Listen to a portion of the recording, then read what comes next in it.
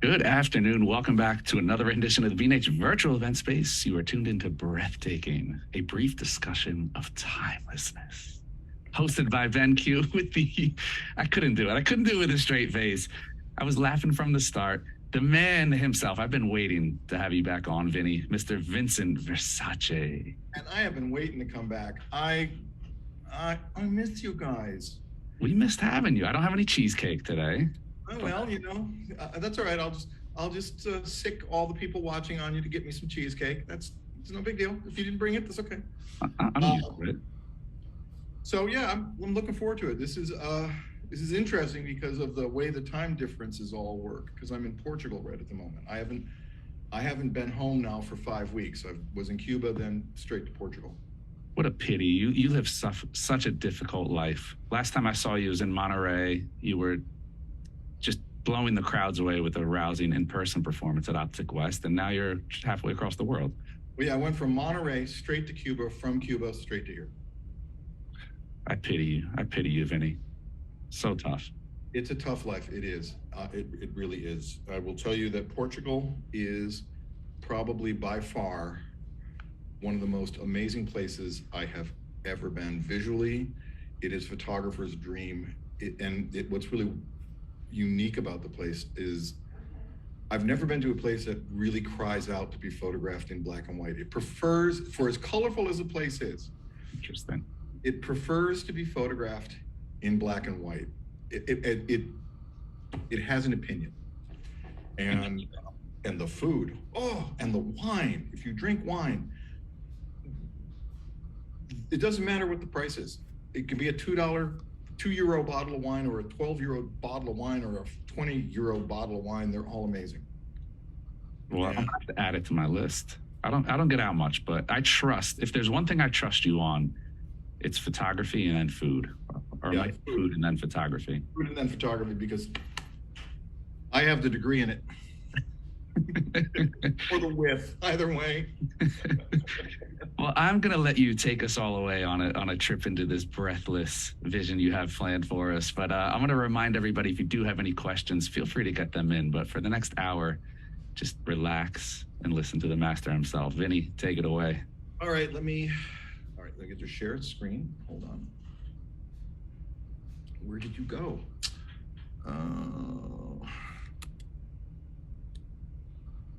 There we are. We don't see it yet. No, I know, but well, I'm not getting.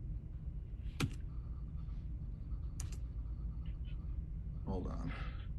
It wasn't giving me the. There we go. There we go. There you go. Do you have it now? We are good. Okay. So I gave this a lot of thought. I gave it more thought than I normally want to give a conversation. And the reason why I try not to think a lot about what I want to do is because I think that removes the absolute spontaneity of the conversation, and it limits where it can go. That said, so generally I'm about as interested to hear what's going to come out of my mouth as most people that are there, because I don't necessarily know. But on this, the thought was, I had already done a presentation for BenQ on technique, and I can give you a lot of technique, but I wanted to give you a conversation about what I am thinking about now and what it is that I'm working on trying to codify into a thought. So the concept that I came up with was breathtaking, and it's a discussion on the concept of timelessness. So with that said, let's pay the rent. What I ask for all of you to do, if you could be so kind, is to follow me on Instagram, because we know that Instagram is the center of the universe. So that's my Instagram coordinates, and if you don't, please do. And if you, at the end of this conversation, feel you'd like to see my work or see more of my work, please follow me on Instagram. All right. Where the idea comes from is from something that Cartier-Bresson says, which is, get back over here, is not cooperating, sorry, is give me inspiration over information, because inspiration is rare, but information you can find anywhere. And what I want to talk about is voice and how I conceptualize what I see and what I think is things to consider in seeing. Because there are some beliefs that I have about photography, one of which is this quote by Karl Lagerfeld. And it's going to be a through line through the conversation that we're going to have about photography. And I also am keen on this. This is sometimes assigned to Einstein, but in reality, Ray Cummings came up with this quote, and it was in an article that he had written about Einstein in a conversation that he had, so I understand. But most importantly, at the end of this conversation, please remember this quote: talent copies, genius steals. So let's talk about what I think is the poetry of science, which is photography. And photography is a form of art that is heavily affected by physics. And of the sciences, I feel that physics is the poetry of science, and optical physics in particular is the way in which that poetry is expressed. So we're going to look at some concepts. The first concept is something called tachypsychia, equipoise, temporal apogee, and the relativity of simultaneity. So let's start with tachypsychia. Now, tachypsychia is this interesting effect, in one of which Einstein described in relativity simply as this: put your hand on the stove for a minute, it feels like an hour. Talk to a pretty girl for an hour, it feels like a minute. That's relativity. It's the ability to the experience of time to dilate, where you can feel time start to slow down. In photography, one of the things that I invite you to explore, allowing yourself to experience, is the ability to watch time slow down, where a second feels like a minute feels like an hour, and you can see the events unfold. In doing that, what you can find is the next concept, equipoise. Now, equipoise, the best way to describe it is, let's look at a beating heart. There are 4 parts to a heart, and they all beat. But there's one moment in which all of the parts of the heart are not beating, but the heart is still beating. So 1, 2, 3, 4, 1, 2, 3, 4. That moment of balance is equipoise. The equipoise of the heart. Now, in photography, in photographing an image, there is also the equipoise of the image, which has to do with the moment that becomes the decisive moment, where what you want to do is to create that sensation of a breath held expectant, in that you're like, before you breathe out, where when you look at that picture, it holds you, it takes your breath. And how you achieve that is by taking the previous 2 thoughts and combining them to find something that, for lack of a better way to describe it, is temporal apogee, the arc of a moment. A wave comes in, a wave comes out, but there's a moment where a wave is neither coming in or coming out. That moment is the temporal apogee of that moment. The decisive moment in a photograph is the temporal apogee of that moment. The issue is, when did that second occur? What made that 1/25th of a second more decisive than the other 124 moments in that second? The issue where that happens is when you are in sync with everything, when you find yourself in that moment where time starts to dilate, where you can find yourself in the flow and finding the equipoise of there. And it becomes an effortless experience, because you are being taken by the image, by allowing yourself to be taken, by being able to ride the wave of that and finding those moments of equipoise. Here's the fun one, and I apologize if this hurts, and I apologize if I do not get this concept completely correct. what I would invite you to do is, rather than tell me what a blithering idiot I am, and then walk away, tell me why.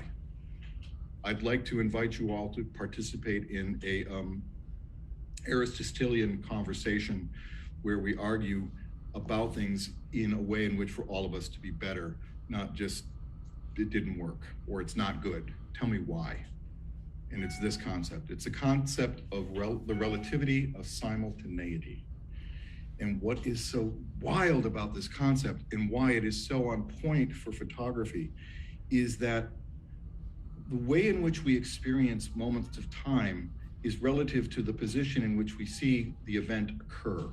So I can be in one place and you can be in another place, and we can be looking at the same event, but we will experience it in completely different ways. What a photograph is capable of doing is it's capable of freezing a moment in time in such a way that any viewer of that can see the echo of the experience of the moment that took you. And that, I think, is an extraordinary thing to pay attention to. And so we have to understand what that means. Give you an example. If I'm on a train and I'm in the middle of the train, I'm observer one, and there's a person on a train track or on a train station, that's observer two, and the train's moving, the person in the middle of the train turns on a light. For the person on the train, what they will do is they will experience the light hitting both walls at the same time. For the person that's in the middle of the train station, as the train moves by them, what I will see is that the light hits the back wall before it hits the front wall, even though light travels at the same speed at the same distance. It is the observation of the experience that becomes different for the viewer and the viewer one and viewer two. What a photograph allows me to do is it allows me to share a moment of time, to isolate it, to freeze it in some way in which we can look at it and we can all experience it. Now, to some of it, a painting can do that, but a painting is more of an interpretation of events that occurred from memory versus the moment taking you in that moment and being able to see it. And I find that by allowing yourself to be open and receptive to it, you can create better pictures, which leads us to today's rant, which will be a discussion of timelessness you wish was a bit briefer. So with that said, let's start the slideshow. Now, I picked pictures of my work that I think express, for me, the experience of both being taken and what it feels like to have the experience of timelessness. And let me just check to make sure that you're running. You are. And each one of these moments that I'm showing you, I believe express the concept of when the best. When was this? I can tell where, I can tell why, I can maybe even tell how, but I have no idea as to when. Could it have been yesterday?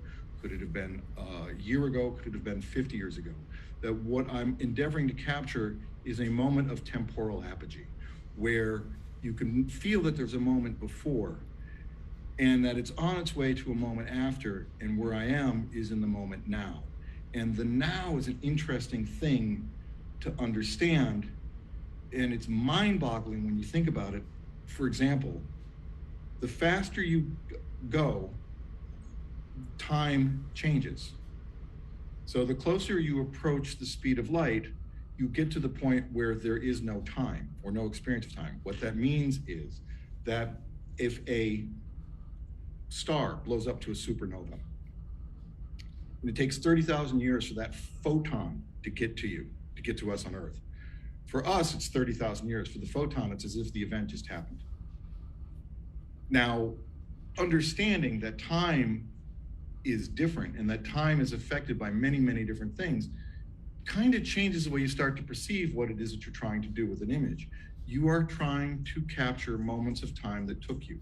And I think one of the important goals is to create images that have a moment of timelessness where you have absolutely no idea when.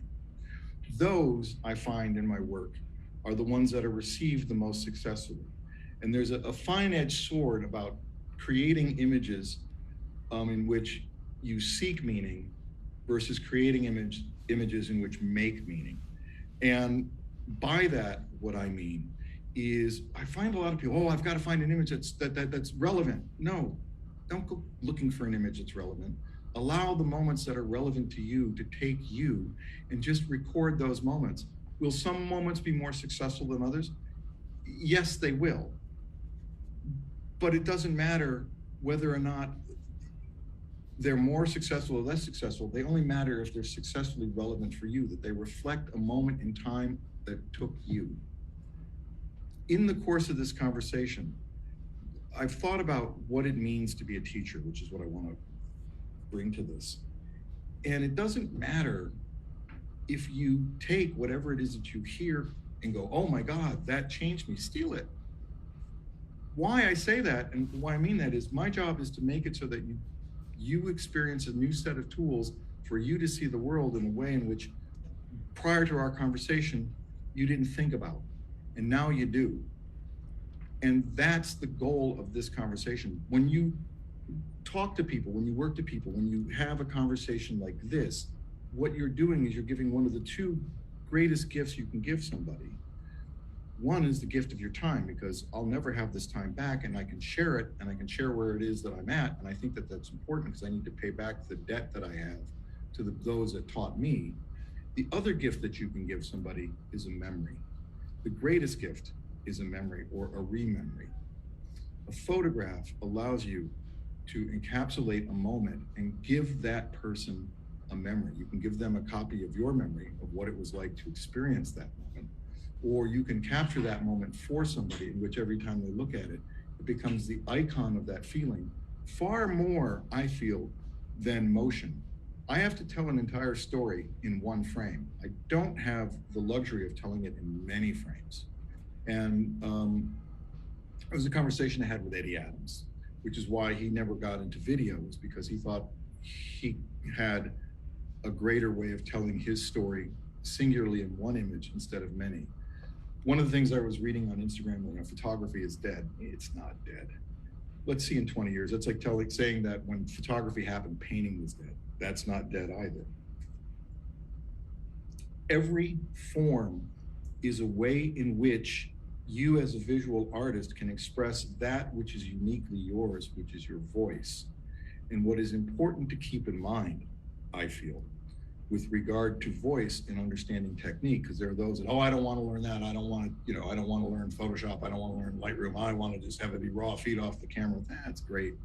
Technique is the most important thing because it makes it so that your voice doesn't have to shout to be heard. That you can do things in a way that will cause the viewer's eye to be held and to look at that picture and to look at that image and to explore it. And then you can imbue in that image the sensations and feelings of what it is that you saw, what it is that you felt, what it is that you smelled, what it is that took you, the breeze. When I look at my work, when I'm working on it, I try to remember all the events that occurred at that moment that the moment took me. And I would like to believe that I can impart into that image those qualities, that I allow those qualities to flow through my hand, and it's my technique that allows me to change the image in such a way that I remove everything from the image that takes away from it, so that what I wind up with is I free that experience out of the image, and the image then becomes alive. It has a life.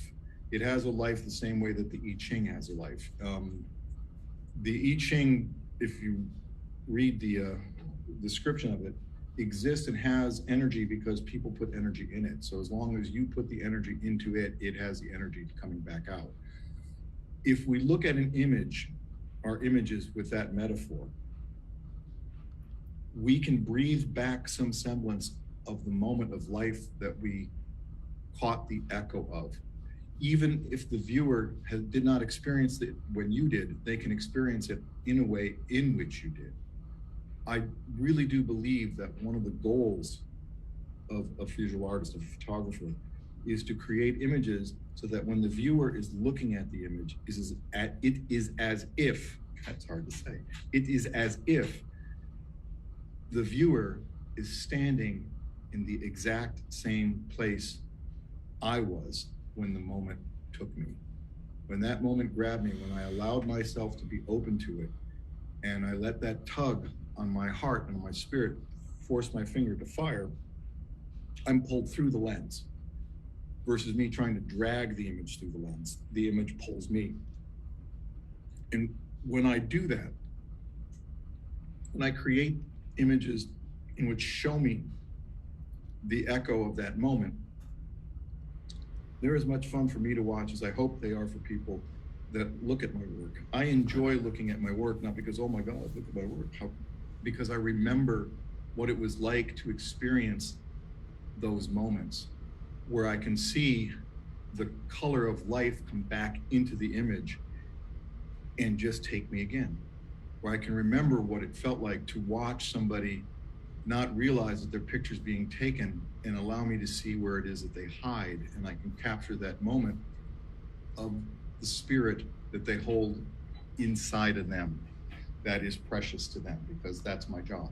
My job is to show those moments. My job is to show the beauty of the world, to find that interesting plainness and to show it, to find the beauty of the color and the geometry of the fractal of the way the world is, to have all of these things at my disposal, to use the technique of bokeh, to use the technique of focus, to use the technique of complementary colors, to adversarial colors, to playing with all of those things to create an image that when you stop for a moment, you have to look at it and take it. To take things that are just simply walking through a farmer's market and collecting a bunch of tomatoes and putting them in a light well and photographing. What? It is that freedom to do that, which brings me to what I think is another point I'd like to cover. One of the great joys of my life is I've never been forced for any prolonged period of time to follow my plans B, C, and D for my life. I've always been on track to follow what is the plan A of what I always wanted to be, which was an artist. I can't remember a time in my life where I didn't want to do the things in which I have gone to school for, that I have always followed the path of creating, that I have lived my daydream. And too frequently, I find people who choose not to live their daydream because their daydream scares the bejesus out of them. If it doesn't scare you, it isn't worth doing.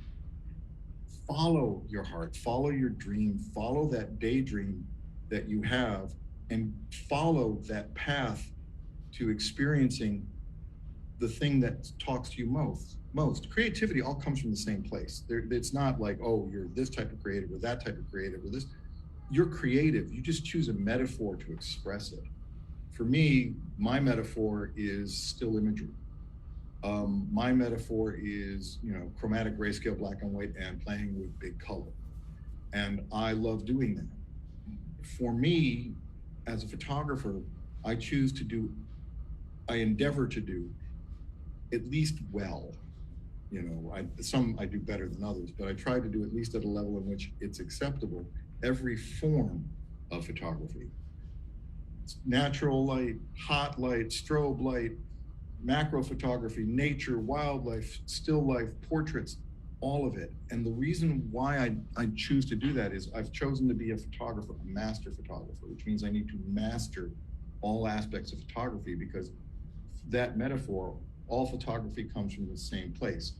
I approach my portraits like they're landscapes, that you can see the entire landscape of the experience of the moment, the texture of the moment. And I treat my landscapes like they're portraits, that I'm trying to tell the individual story of the individual thing in front of me, taking that entire totality and putting it into one image.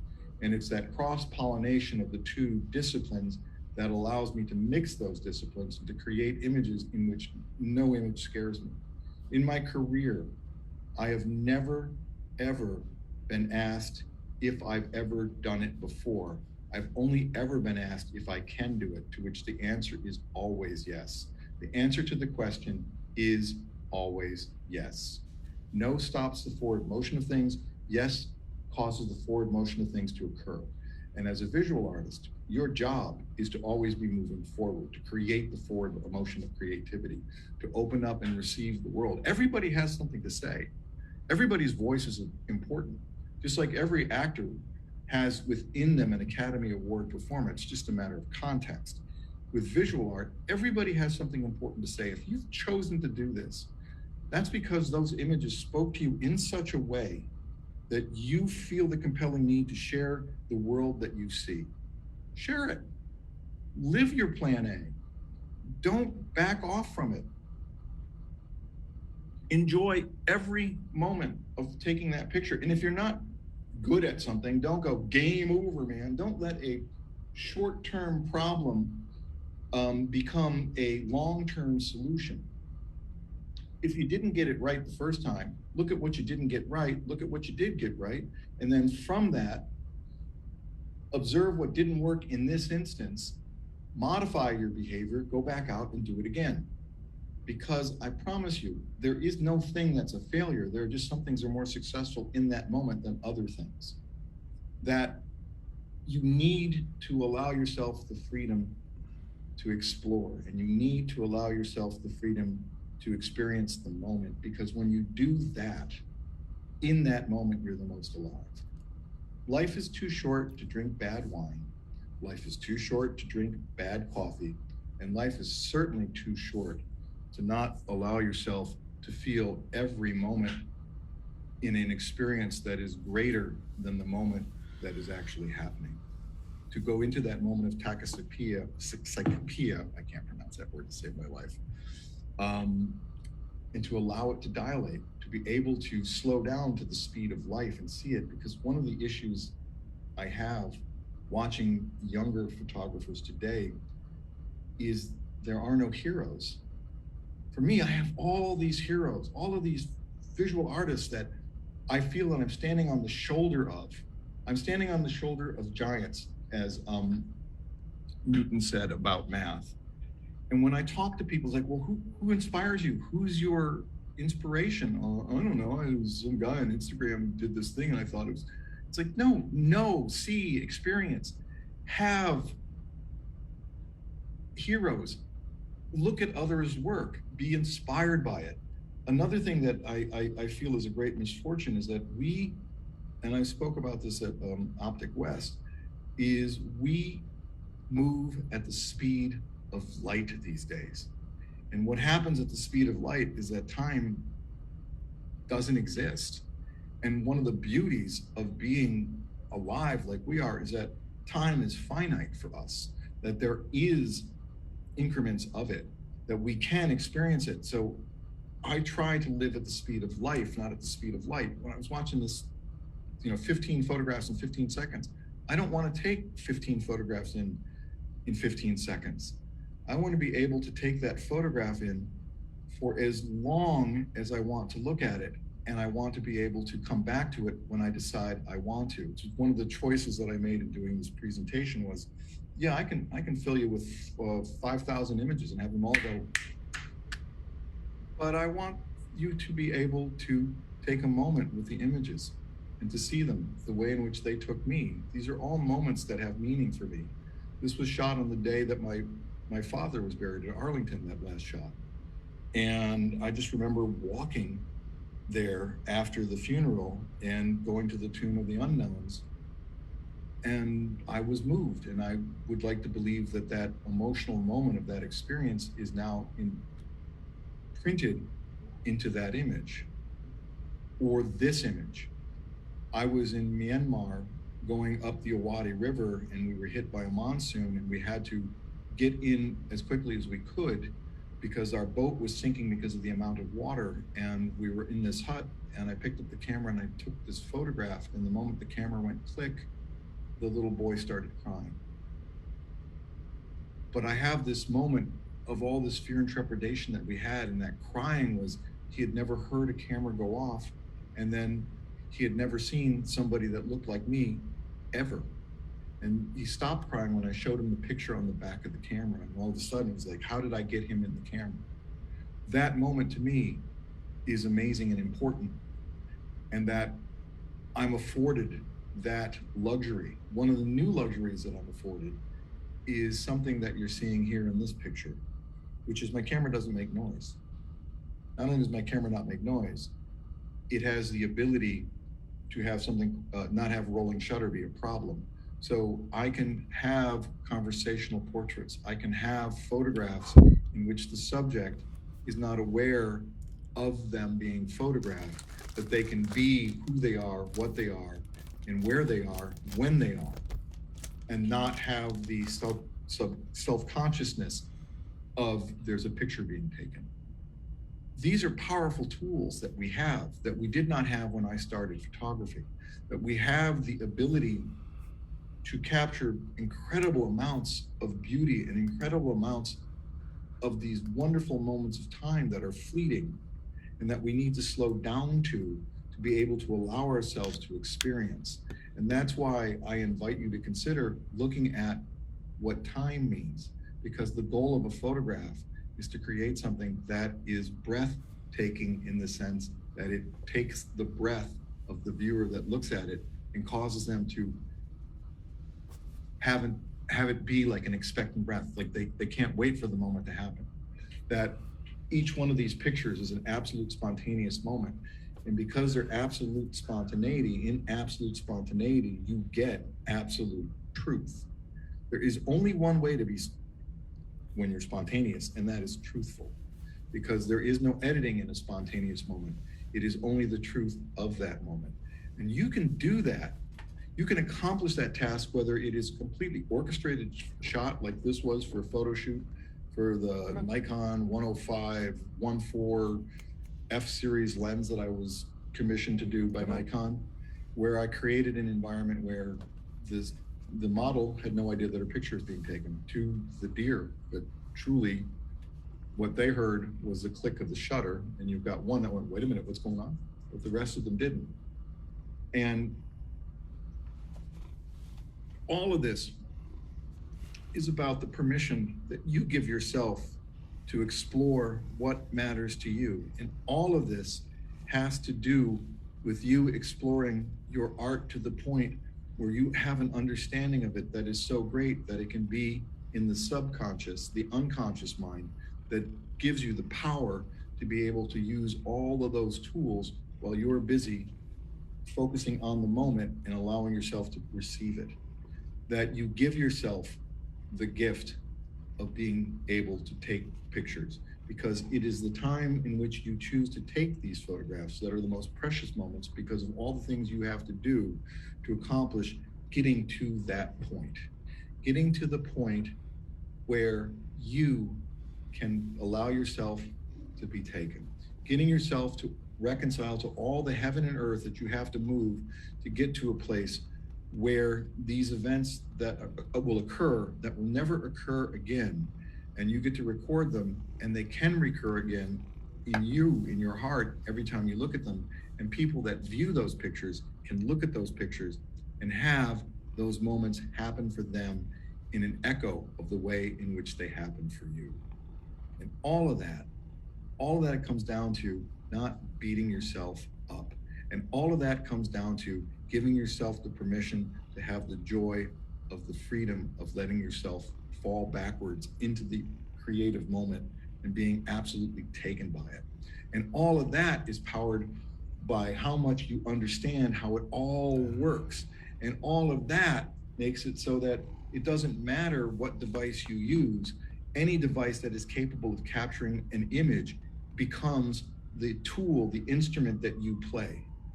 Now, why do I choose what it is that I choose, both with regard to camera, computer, monitor, and all that? Is that I understand how it all works, and it's all a system that I try to make myself the weakest link of, so that it is not the limitation of technology that holds me back.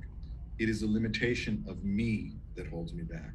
And the only person that thinks that something is impossible is sitting in the same chair I am. And that is the goal that I try to have in everything I do, is why I am so hungry to learn about everything there is, to learn about everything there is, and anything else that's related to it. I think that that hunger, that ability to be taken, that ability to have all of those data points, to see how it all interplays, like how optical physics works with psychological observation, which works with spatial relationship, all of that comes together to create an image where in that moment, like that understanding exists. That I can get to a point where what I do is I follow the follower, that this picture takes me and I take that picture. And in so doing, I create a journey for everybody involved in it. And this is proof that all children do come from cabbage patches. 1 second. So that was the goal of this conversation. The goal of this conversation is to talk about what I think is more important, which is exploring what it is that is important to you, what it is that you as a visual artist want to say, and what it is that you want to play with. I play with geometry, I play with color, I play with focus, blur, I play with the way in which the eye tracks. That's my canvas.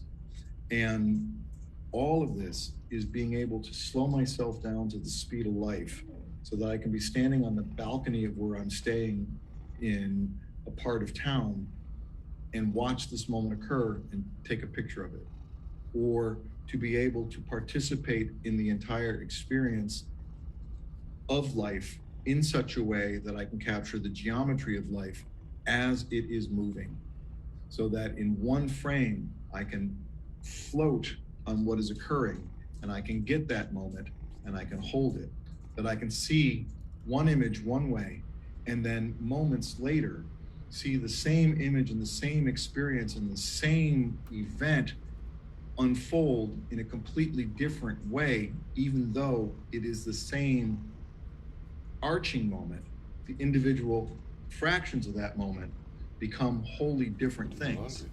So that just by how I change my position and how I change my framing changes the way in which the light interacts, changes the way in which I observe it. Because what have I learned? I have learned that being a observer of an image, if I change my position, I can observe the same experience in a different way. That two observers see the same event, but can see that same event in two completely different ways.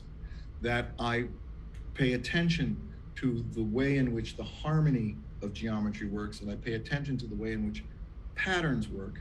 And I understand that though patterns may be interesting, patterns interrupted are far more interesting. And what I want to do is I want to photograph the secret. I want to photograph the secret of two little girls conspiring and telling each other stories and jokes and making themselves laugh. I want to see that moment and be open to that moment in every picture I see, because every picture has a moment, a conspiratorial moment in which you interact with, in which you are part of, which you participate in which you are given the gift to be allowed to capture it, to hold it, create an image, and then put it forth in a way in which the viewer can experience it and be moved. This sequence of pictures here occurred in under maybe 40 seconds. I'm on a boat on the Ganges in Varanasi, and I am watching a ritual prayer on the steps to the Ganges. So this photograph happened. I isolated this photograph, and then all of those people were gone after they had done their prayers and things that they were going to do. Next image falls into a moment where the two women that you'll see sitting were having a conversation. Give it a second, right there. And they're remembering, and I've captured the moment of remembrance. And then the last moment, which is walking into the Ganges, which is the most precious experience to have in remembering why they were there. And my job was to tell the story and this experience. And we pulled up the boat, I got in, walked down, and I saw this. And the incredible lesson about life I learned about being open and receptive are in these moments. These are of my most favorite photographs that I've ever taken, and they're precious to me. And that's what's really important. Your photographs only need to be precious to one person. They only need to be precious to you. It's great if everybody loves your pictures. Don't get me wrong, it's a buzz, but it's not required. What is required is that any image that I make moves me, and any image that I make is important to me. And it is that importance to an image that is the gift that I give both myself and hopefully I give others. And I just want to share that thought. And then in closing, I think that these are words to live by. Neil deGrasse Tyson, be ashamed to die until you have scored some victory for humanity. It does not matter if anybody knows what you've done. It just matters that you've done something that has moved the needle. And the best movement of the needle are those movements in which affect humanity in such a way that nobody has any idea that you did it. And with that, I would like to open it up for conversation. Wow. You just take that entire deep dive, and now it's like, snap your fingers and we're coming out of the trance now. You lulled us into a deep place. In fact, I want to read this comment. I love it. Amy's joining us, said, you sound a lot like a mystic. I see a lot of overlap between mystic traditions and quantum physics. It seems that you've narrowed down one way of experiencing timelessness in that moment between the four contractions of the heart as the eyes are connected to it. Amy, did I plant you? Thank you. Yes. I mean, that's it. She gets it. She got it. Amy, you're my hero. I will buy you a piece of cheesecake in New York. There you go. Boil it down. Vincent, let's if you could wrap it up. If somebody came to you and they said, okay, I've tried everything. I've tried to incorporate more feeling, more emotion. I've tried to make people feel my work, and they're just missing something. Where do they start? Well, say it again, okay? And I'll break it down for you. Say what you just asked me again. Okay. You've tried to find feeling in your work. Something just... Okay, stop right there. Hold it right there. You've tried to find feeling in your work, which means what? You can't even find it. You don't know where... You don't know what you're looking for or what you're looking to feel. It's like when people say, oh, I'm trying to find myself. I always want to say, I can help you. Go into the bathroom, look in the mirror. Congratulations. You found yourself. All right. So what it is you're busy, blah, blah, blah, I gotta look for the, you're trying to find a meaning. You're trying to find, I'm going to go find some meaning. It's like, be happy now. Go, do it now. No, okay? It's in Confucius. Confucius said, a hummingbird lands on the stillest branch. If you're busy trying to find meaning instead of allowing meaning to be created from you, within you, you are not the stillest branch. And that emotion, that feeling has no place to land because the branch is moving and the hummingbird moves faster than the branch, but it's not going to land on something unless it's still. So the hummingbird is that experience that you're trying to get, but you're too busy to see it. Give me the second part of your question. Where do we start? How do we get there? How do we get to that point or begin the journey? Go back into the bathroom, look in the mirror. Congratulations. You have found the place to start. The issue is that you've become goal-oriented in what it is you're endeavoring to do versus saying, I've got to get to here. Well, you got to find a destination. Good on ya. How about we approach the journey as being the destination? That it is the journey to it. I'll give you an example. I can actually show you, well, I don't have the hard drive to show you pictures. I relearned something this last trip in Portugal that I know at a core level and did the very thing that I absolutely beat people up about doing to themselves. So I'll tell you what I did. And you saw one of the pictures from that experience, because the journey then became the destination. I'm in Porto, or Porto, okay, which is pronounced Porto here. And I am at the mouth of where the ocean comes into the bay.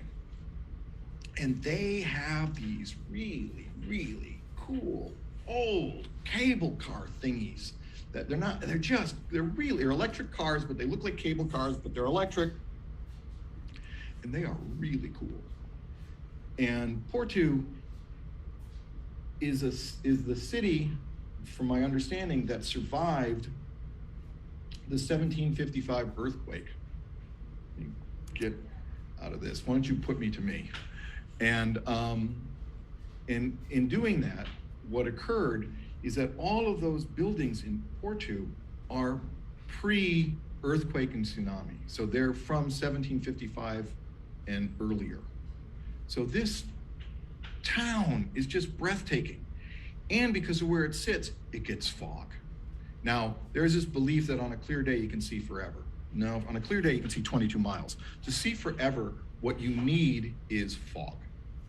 So I am on the Gaia side, which is the other side of the Douro River, looking at Porto, and one day, all of this cloud, this giant whiteout of fog happens. I'm like, oh yeah, I've seen the cable car.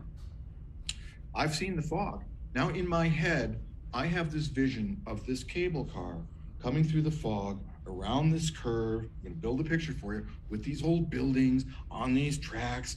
Oh my God, yeah, baby, yeah. So what do? I get up at dark 30 after a rainstorm, when the fog event occurs and the entire city and river is just filled with fog.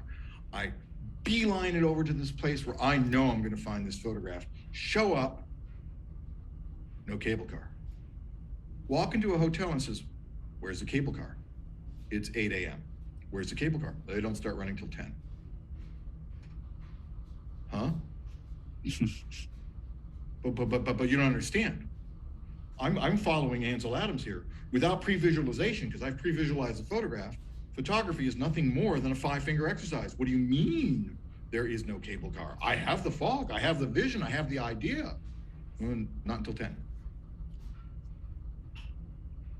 Okay, so I get a cup of coffee, a pingo, because it's one, which is basically a cortado, which is basically a macchiato, the Italian macchiato, not the Starbucks macchiato, a real small cup of coffee, a little splash of foam. So I cross the street and I'm looking around and I go, oh, wow, that's cool. Take a picture of it. I'm going to get me that cable car. I'm going to get me that cable car in the fog. That's what I'm going to get. Well, if I had to pick one problem with Porto, the problem with Porto is there are too many modern cars. Now, keeping in mind, I just came from Cuba, in which there aren't as many modern cars as there are old cars. There are all these modern cars in my vision of timelessness of this cable car that's going to come through the fog. It's going to look like I took it in 1962. I don't have anything like that. Well, I have fog. Fog will cover up a lot of problems. Great, got that. Wow, look at that. Look at the way the fog is coming off the Douro River. Oh my God, look at that building poking. Picture. But I'm gonna get me some cable car. So I'm all walking around all over here, just trying to occupy time, being taken. Finally, it's 10 a.m. Get myself in position, and what do I've discovered? All the fog is burned off on the side of the river in which I'm at, and what I have is a bunch of modern new cars with a cable car that looks like it's an old cable car and a bunch of modern new cars. Which brings me to the second observation that Paul Caponegro made, which is if you believe in pre-visualization, you deserve what you get. So what I got was what I deserved, and then I proceeded to walk 8 miles up the Douro River, being taken by the journey, and I have some of the most amazing photographs I've ever taken in my life. I could spend the rest of my life taking pictures of that city. It is that beautiful. And what did I relearn? The journey is the destination. If you're busy looking for meaning, meaning will never find you. Be open to receive the meaning of everything and you'll get everything. There's a difference between Eastern Buddhism and Western Buddhism. In Eastern Buddhism, there's a concept called want nothing and you'll get everything you've ever wanted. Whereas in Western Buddhism, I'm going to chant for a car. Okay, that hasn't worked for me yet. But when I want nothing, I get everything I've ever wanted. I just didn't know what it was I wanted until I get it. And so I don't worry if I'm going to get a good picture. There are some times where there are no pictures that take me, but the journey of the day is just as fulfilling as if I shot 10,000 pictures that day. Be open to receive the experience, and it is that openness to the experience that will allow you to have a greater experience in your art and in your life. So that was a very windy answer to a very short question. I love it. That answer was the journey. The journey to that answer was the answer, if that makes sense. Well, we're going to roll it into the next question here from Sid. Sid says, Sid is interested in your comments on what the role of intention is versus the role of informed fortune in generating meaningful images. Well, listen to you, Sid. Oh my God. Run that one by me again so that I get this one right. Let's break this down. All right. The role of intention versus the role of informed fortune in generating meaningful images. So one makes their own luck. I will agree with that. And what is the role of intention? I believe that your intention should always be good. All right. One of the things I love about Buddhism is try to do right. Always try to do right. That's the intention. And if you live by that intention, in the philosophy of the thought, you will always be given the gift that you're supposed to receive, if you're supposed to receive one. So I try to always walk in with a positive intention, not a negative intention. And I believe that be open and have the visualization, I will be amazed. And give me the second part of that question. Informed fortune. Informed fortune is, I believe, it's like, he's an overnight success. Really? Steve Martin was an overnight success. No, it was the one episode that he was on Saturday Night Live that all of a sudden he became famous. But the man spent, 20 years to get to that moment. So was that informed fortune? And yes, the fortune itself was that he spent the time, he learned the technique, he put in the hours, he had that experience to get it so that it becomes effortless. In Zen Buddhism, there's a concept called shibumi, thoughtful, thoughtless thought. That is the point of understanding it to the point where it becomes organic and not conscious, and you do the right thing in the moment that is completely and perfectly right for the moment without thinking about it.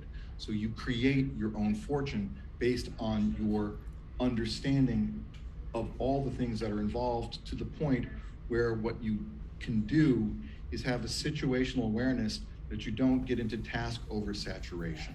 And I find frequently what happens to people is because they don't have the understanding of how the art form works at the level that would make them more successful, they flip out and they go into task oversaturation. It's why you practice. You don't practice doesn't make perfect. Okay, perfect practice makes perfect. You have to practice at practicing, so you do it over and over and over. And mastery is a variation of repetition over time. That is the equation of mastery. So that what you want to do is do it as many different ways as you can and see how it all works. Like when I have a successful image, to this day, what I do, I'll go back and do it again. See what discoveries I can make. Sometimes it's better, sometimes it's not. But I observe what it is that I do. That I have informed luck. That I appear to be lucky because nobody sees the chalk marks, because nobody sees how much effort it went to get it to the point where I can do it without effort. I hope, Sid, that answers your question. Just give me a Y or an N, and I'll let Derek tell me if I succeeded. Yes, let us know, Sid. And if not, we're more than happy to keep diving into this. So what does that say for perspective? Does our perspective, do we control? I mean, I hand you a circumstance, and the circumstance could be black and white, but how you handle it, that's the X factor, right? Your perspective. Well, that's your individual voice. It's what's unique to you. You and I are completely different people, though we both like cheesecake. Fair. Okay, but we both see the world differently, and we both have different experiences that brought us here. We're both at the edge. We just got it with different journeys to get there, but we're both there. And it's our perspective that brought us here that we bring to the table that brings us to the point where we see things and create things. It's like the reason why I don't need credit for anything that I say, that if it sticks with you and resonates, use that as a tool to move your voice forward. Why? My goal is to make it so that you are more powerful as a human being, as a visual artist. I've had a great life. I mean, Derek, if anybody knows how wild my craziness is, you're one of those people.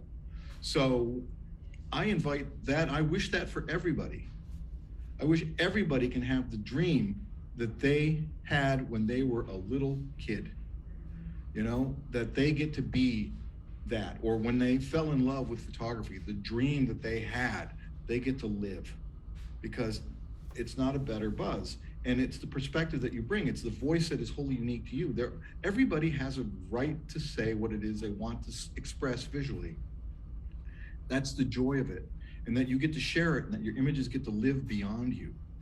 Those things are why we should do that. That gift is what you should leave. You should leave that image that moves that person that sees it the same way you were moved when it was taken, and creates for them the same experience that happened for you when you saw the first image, where you said, that is the way I want to speak. So yeah, it's a matter of your perspective, but it's everything that, say, all right, I'll give you an example. I want for you to say, I am, and your full name. I am Derek Fassbender. Okay, see how that feels? Okay, now what I want you to say is, my name is Lenny Bendel. My name is Lenny Bendel. You feel the difference?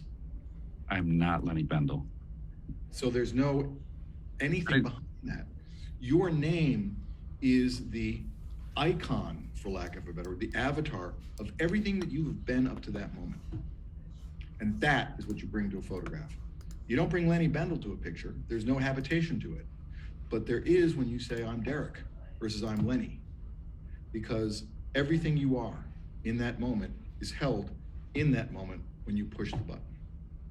That all being said, do you think there's something to be said? And I know this argument or discussion has been debated ad nauseum over the last couple of years, but if I'm following you in some sense, any image I take, I can take the most mundane image of the most boring moment, but to me, I was there, I felt it, there was something, maybe it makes me think of that day in particular. So I appreciate that image because to me it has meaning, and that image lives within me. Mm-hmm. But now we live in a culture where a lot of our imagery is for consumption, and it starts to permeate our brain. Well, will other people like it? Are we creating images that reflect what we're living? You know, you talked about the life you live. We both, you know, we live interesting, wild lives, and we take images that are meaningful to us because we know what is behind the image.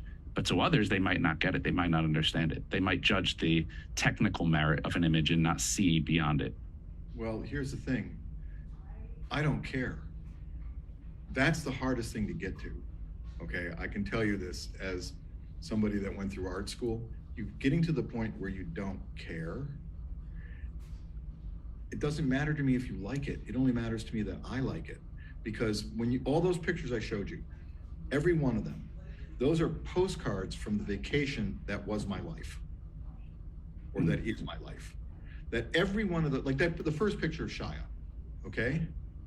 The very first picture that I had of Shia that I photographed in the coat room of B&H, that I had been stalking that poor man for 10 years, and when I finally got the nerve up to ask him to take his picture, and he looked at me and he says, what are you gonna do with it? Are you gonna do good or bad? And I said, well, good. And he says, okay, click. That man looked right through me. He took that picture, I didn't take it.